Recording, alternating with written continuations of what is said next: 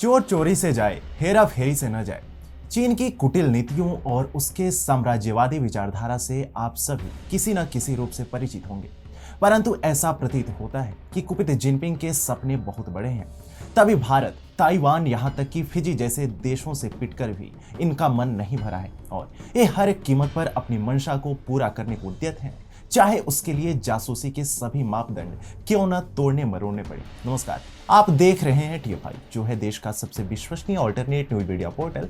और मैं अवनीश तिवारी आपको अवगत कराऊंगा कि कैसे चीनी प्रशासन अब जासूसी गुब्बारों के माध्यम से हर संभव जानकारी जुटाने के लिए उद्यत है, और बताऊंगा कि कैसे उसकी नजरें भारत पर टिकी हुई है। तो अविलंब आरंभ करते हैं। हाल ही में चीन का एक जासूसी गुब्बारा भारत के अंडमान एवं निकोबार के निकट देखा गया। अभी चीन द्वारा LED बल्बों एवं इलेक्ट्रॉनिक्स उपकरण के माध्यम से जासूसी की अटकलें लोगों को बची भी नहीं थी कि ये सामने आया कि चीन का यह जासूसी गुब्बारा भारत भी आया था। वो कैसे? अमेरिका के डिफेंस एक्सपर्ट HI सटन के हवाले से कई मीडिया रिपोर्ट में दावा किया गया है कि दिसंबर 2021 से जनवरी 2022 के बीच चीन के जासूसी गुब्बारों ने भारत के सैन्य बेस की जासूसी की थी। इस दौरान चीन के जासूसी गुब्बारे ने अंडमान निकोबार द्वीप समूह की राजधानी पोर्ट ब्लेयर के ऊपर से उड़ान भरी थी। ध्यान देने योग्य है कि कैप्सूल के आकार के यह गुब्बारे कई वर्ग फीट बड़े होते हैं। यह जमीन से काफी ऊंचाई पर उड़ने की क्षमता रखते हैं। इस तरह के गुब्बारों का ज्यादातर इस्तेमाल मौसम से जुड़ी जानकारी जुटाने के लिए किया जाता रहा है, खासकर किसी एक तय क्षेत्र के मौसम को जानने के लिए। हालांकि चीन जिस गुब्बारे को उड़ा रहा था उसे जासूसी से जुड़ा बताया जा रहा है, तो इसमें अंडमान निकोबार को किस प्रकार से नुकसान होता और यह भारत के लिए क्यों चिंता का विषय है। आपको बता दें कि अंडमान निकोबार द्वीप समूह केवल ऐतिहासिक रूप से ही नहीं, अपितु सांस्कृतिक एवं सामरिक दृष्टिकोण से भी भारत के लिए एक अति महत्वपूर्ण द्वीप है। कहा जाता है कि दिसंबर 2021 के अंतिम सप्ताह में अंडमान और निकोबार कमान यानी ANC भारत की एकमात्र त्रिसेवा कमान ने एक बहु डोमेन अभ्यास संपन्न किया था। रक्षा विशेषज्ञों का कहना है कि चीन के इस जासूसी गुब्बारे की तस्वीर तभी सामने आई थी। ठीक कुछ समय बाद 6 जनवरी को पोर्ट ब्लेयर के ऊपर एक अज्ञात उच्च ऊंचाई वाले गुब्बारे के सार्वजनिक रूप से देखे जाने की सूचना सोशल मीडिया पर दी गई। सोशल मीडिया पर स्थानीय लोगों द्वारा तस्वीरें साझा की गई और एक स्थानीय समाचार पोर्टल द्वारा प्रकाशित तस्वीरों में चीनी जासूसी गुब्बारे के साथ वही समानताएं दिखाई देती हैं जो हाल ही में संयुक्त राज्य अमेरिका में मिले चीनी गुब्बारे में देखी गई, जिसे बाद में अमेरिकी F-22 रैप्टर द्वारा मार गिराया गया। ज्ञात हो कि अंडमान निकोबार में भारतीय सैन्य बलों का प्रथम एवं अति महत्वपूर्ण त्रिस्तरीय थिएटर कमांड सम्मिलित है, जिसमें थल सेना, वायुसेना एवं नौसेना सभी के चुने हुए सैनिकों को तैनात किया जाता है। व्यापार एवं नौसेना की दृष्टि से भी अंडमान निकोबार द्वीप समूह एक महत्वपूर्ण स्थान है। ऐसे में यदि चीन इस क्षेत्र की जासूसी करे और एक काफी समय बाद पता चले तो निसंदेह चिंता का विषय तो है ही। वहीं अंडमान निकोबार कमांड वह इकलौती कमान है जहां पर तीनों सेनाएं मौजूद है। अंडमान द्वीप भारत के लिए बहुत ही महत्वपूर्ण है क्योंकि भारत का ज्यादातर व्यापार इसी रास्ते से होता है। चीन की गुस्ताखियों के बाद भी इस क्षेत्र से भारत का व्यापार जारी है। जिस तरह से चीन हिंद महासागर पर अपनी शक्तियों को बढ़ा रहा है, उसे देखते हुए भारत ने मैरीटाइम सर्विलांस और क्षमताओं को बढ़ाया है। वर्ष 2001 में इस एकीकृत कमान की शुरुआत हुई थी। इसका गठन दक्षिण एशिया में भारत की रणनीतिक जरूरतों को देखते हुए किया गया था। तब से ही इस क्षेत्र में मिलिट्री की क्षमताओं को बढ़ाया गया है। चीन की नौसेना लगातार हिंद महासागर क्षेत्र में सक्रिय हो रही है। अक्सर इस क्षेत्र में चीनी पनडुब्बियां भी देखने को मिल जाती हैं।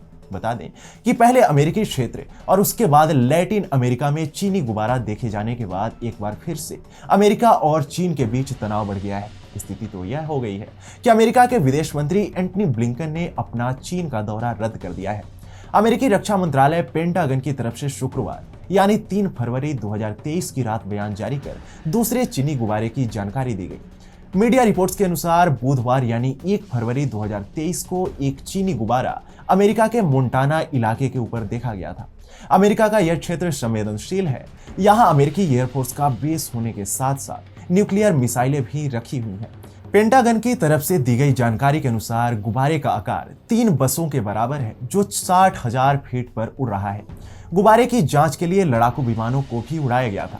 परंतु इससे चीन को क्या लाभ होगा और भारत के ऊपर जिस प्रकार चीनी गुब्बारों ने विचरण किया, वह भी अंडमान एवं निकोबार जैसे संवेदनशील क्षेत्र में, तो इससे हमें क्यों सतर्क रहना चाहिए। यह संपूर्ण कथा उस समय से प्रारंभ होती है जब श्रीलंका के महत्वपूर्ण हम्बनटोटा बंदरगाह के निकट चीन ने अपना एक जासूसी युद्धपोत तैनात किया था और भारत ने उसे अपने आक्रामक कूटनीति के बल पर खाली हाथ लौटने पर विवश कर दिया था।